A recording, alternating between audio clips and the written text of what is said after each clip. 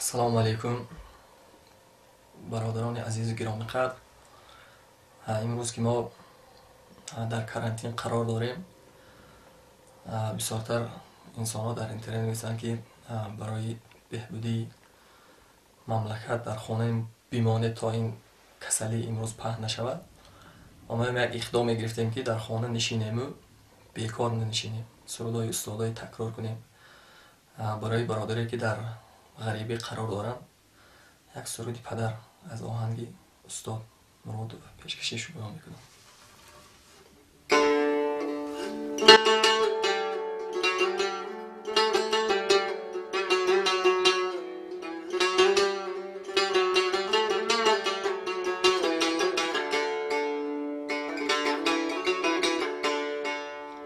نمک در کام ها شیرین تر از شهد و شکر گردد، نمک در کام ها شیرین تر از شهد و شکر گردد، جگرها خون شود تا یک پسر مثلی پدر گردد، پدر از شوق دل در کودکی دستی پسر گیرد، با امید که در پیریم پسر دستی پدر گیرد،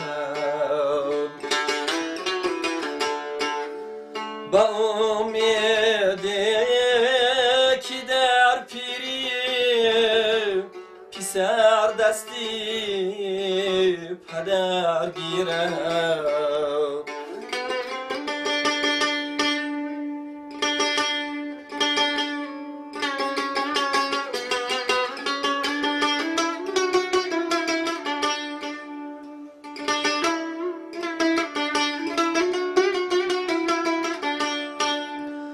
سفید داریم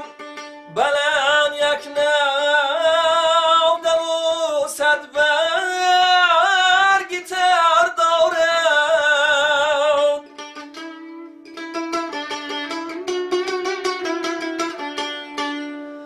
پسر در کویش رفته چی فرما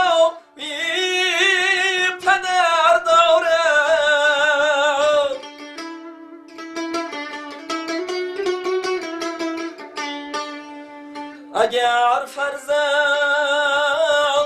قابل رفت از حالش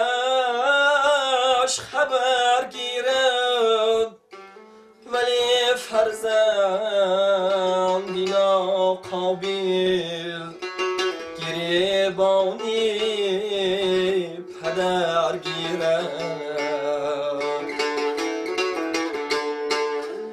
ولی فرزندی ناقابل گریبانی پدر گیرد، نمک در کام ها شیرین تر از شهد و شکر گردد.